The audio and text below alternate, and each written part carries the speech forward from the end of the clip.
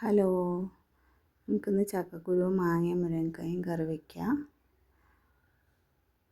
ചക്കക്കുരു നേരാക്കി വെച്ചിട്ടുണ്ട്. സ്റ്റവ് കത്തിച്ചിട്ട് ഒരു മൺചട്ടിയിൽ കുറച്ച് വെള്ളം വെച്ചിട്ട് ചക്കക്കുരു വേവാൻ വെച്ചിട്ടുണ്ട്. അതിലേക്ക് മഞ്ഞൾപ്പൊടി, മുളക് പൊടി, ഉപ്പ് എന്നിട്ട് അത് വേവട്ടെ. കുറേ സമയം എടുക്കും ചക്കക്കുരു വേവാൻ. അപ്പോഴേക്കും നമുക്ക് മുരിങ്ങക്കായും മാങ്ങയും നേരാക്കിയെടുക്കാം. നല്ല നാടൻ മുരിങ്ങക്കായാണ്, ഇവിടെ മരത്തിൽ നിന്ന് കിട്ടിയത് തന്നെയാണ് മുരിങ്ങക്കായും മാങ്ങയും. നല്ല ടേസ്റ്റാട്ടോ ഈ കറി. നേരാക്കി വെച്ചിട്ടുണ്ട്. പിന്നെ ഒരു മുറി തേങ്ങയും ഒരു 4 ചെറിയ ഉള്ളിയും ഒരു അര സ്പൂണ് നല്ല ജീരകമില്ലേ, ചെറിയ ജീരകം, അത് ഇട്ടിട്ട് മിക്സിയിൽ നന്നായി അരയ്ക്കുക. ചക്കക്കുരു വേവാൻ കുറേ സമയം വേണം.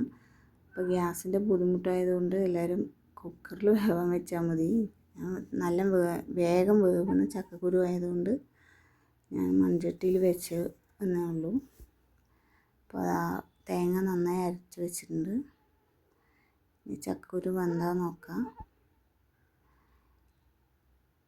അപ്പം ചക്കക്കുരു നന്നായി വെന്തിട്ടുണ്ട്. നന്നായി വെന്തതിന് ശേഷം മുരിങ്ങക്കായും മാങ്ങയും വെന്ത ചക്കക്കുരുവിലേക്ക് ഇടാം. ചക്കക്കുരു ആദ്യം വേവാൻ വെക്കണം, അല്ലെങ്കിൽ ഈ മുരിങ്ങക്കായും മാങ്ങയും ഒപ്പിട്ട് വെച്ചാൽ ചക്കക്കുരു വേവില്ല, മുരിങ്ങക്കായും മാങ്ങയും വെന്തുടയുകയും ചെയ്യും.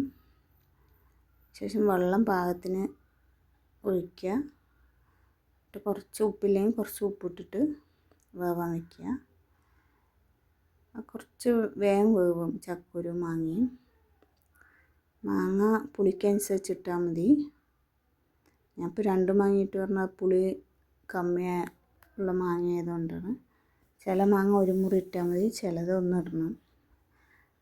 മാങ്ങ പുളിയിൽ അധികം ഇട്ട് പുളിങ്കറി പോലെ ആവും ടേസ്റ്റ്. അപ്പോൾ പാകം നോക്കിയിട്ട് അതിനനുസരിച്ച് മാങ്ങ കഷ്ണം ഇട്ടാൽ മതി. അപ്പോൾ നന്നായി വെന്തു. അപ്പോൾ അതിലേക്ക് തേങ്ങയും ജീരകവും ചെറിയുള്ളിയും കൂടി അരച്ച കൂട്ടില്ലേ, അത് ഒഴിച്ചിട്ട് നന്നായി ഇളക്കുക. എന്നിട്ട് ഉപ്പുണ്ട നോക്കുക, പാകത്തിന് ഉപ്പ്, പാകത്തിന് വെള്ളം ഒഴിക്കുക. നമ്മൾ സാധാരണ കൂട്ടുന്ന കറികളില്ലേ ആ ലെവലിൽ ആക്കുക. ഒരുപാട് കുറുങ്ങനെയും വേണ്ട, ഒരുപാട് വെള്ളം പോലെ ആക്കാൻ പാടില്ല. ഒരു പാകത്തിന് വെള്ളമാക്കി വയ്ക്കുക. അവനെൻ്റെ പാകം അറിയില്ല കറികളുടെ, ഒരുപാട് വെള്ളമാക്കാൻ പാടില്ല.